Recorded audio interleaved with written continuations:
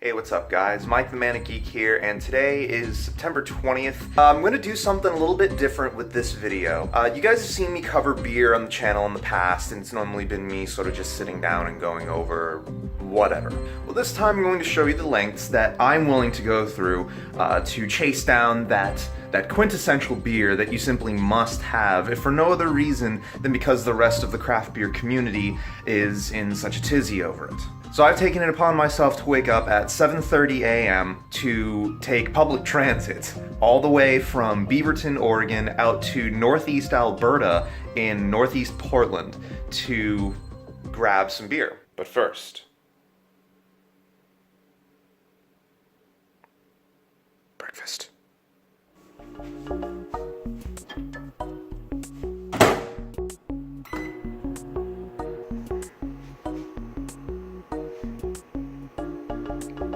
Who did this? I did. I'm so sorry, I have no idea what that even was. But this... Tillamook yogurt. If you don't like Tillamook yogurt, you're wrong. And while we're on the subject of delicious brews, delicious cold brewed coffee.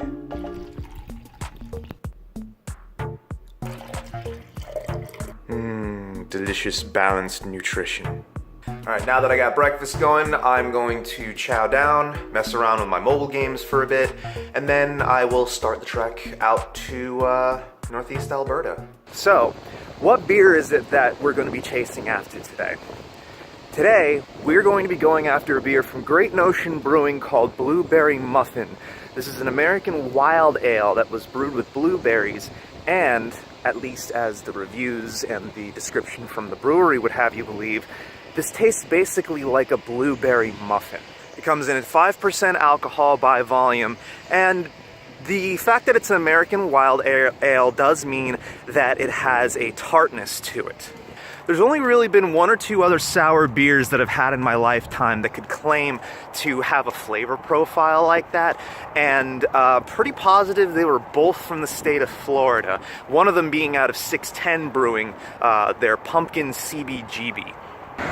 Now, for those of you that are a bit uninitiated with what exactly is going on, what this beer is I'm talking about, who this brewery is, what the style American Wild Ale even means, I'll go ahead and touch on some of that throughout the course of my trip to the best of my capacity to do so. Now remember, everything you're hearing from me moving forward is based on preliminary research and my own findings. I am not a certified Cicerone or anything like that. I just happen to be a really avid enthusiast.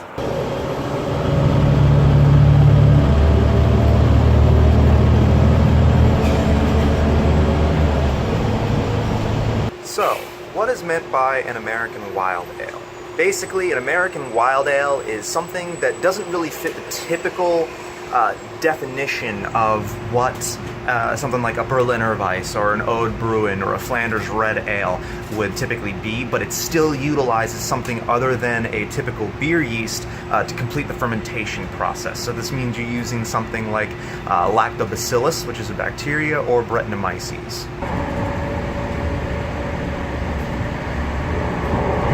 I've severely miscalculated and I need to take a leak before I can get on a bus to head out to Alberta.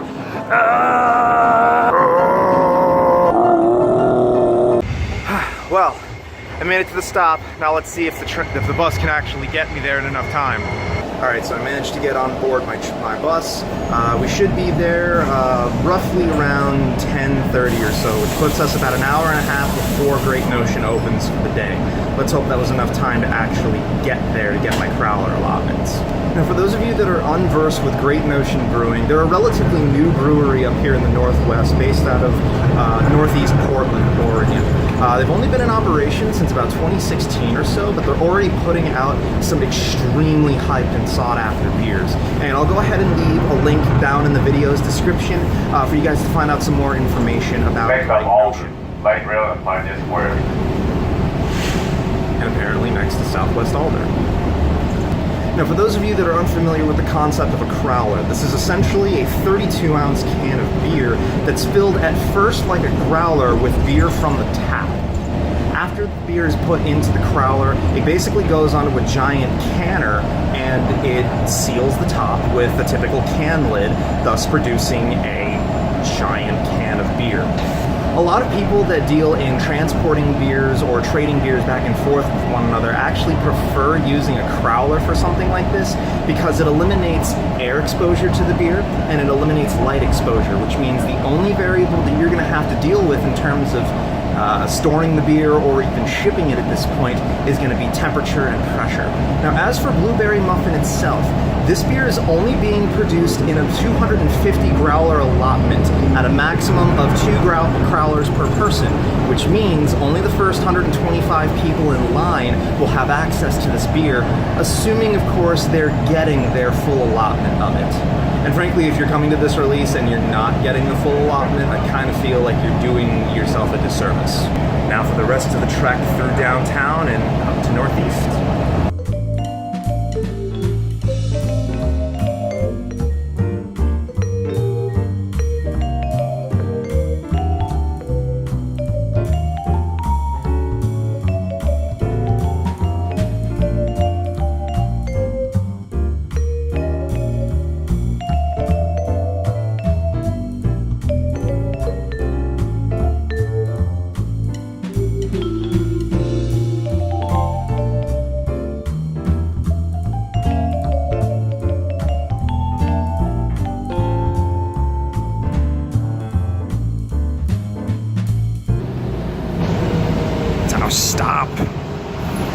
It's our stop.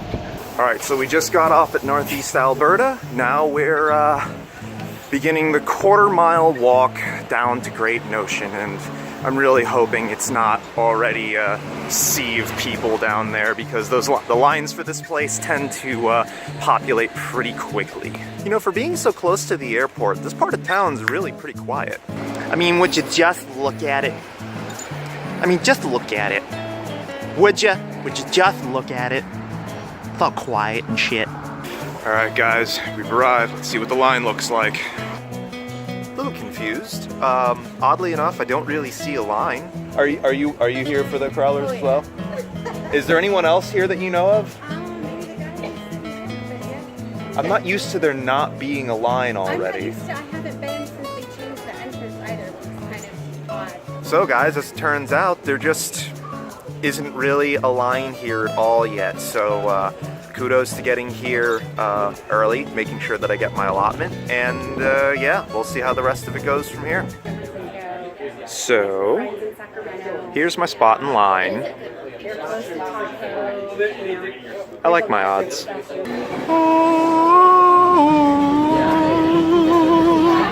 Targets acquired. Well, that turned out to be a lot less hectic an experience than I thought it was going to be. Last time I was here for the double stack release, there was definitely a lot bigger a line a lot earlier than this, but I think there was only like 30 or 40 people in line for this one. Not entirely sure. Either way, this was a limited crowler release, and to any of you out there that were fortunate enough to get this beer, if you've never had it before, you're definitely in for a treat because this is very appropriately named. But anyway, I'm gonna get heading back into downtown so I can enjoy the rest of my day before work. Go ahead and hit that thumbs up or thumbs down button, whichever way you saw the video. If you haven't subscribed, be sure to do so. And as always, I will catch you guys next time. Take it easy.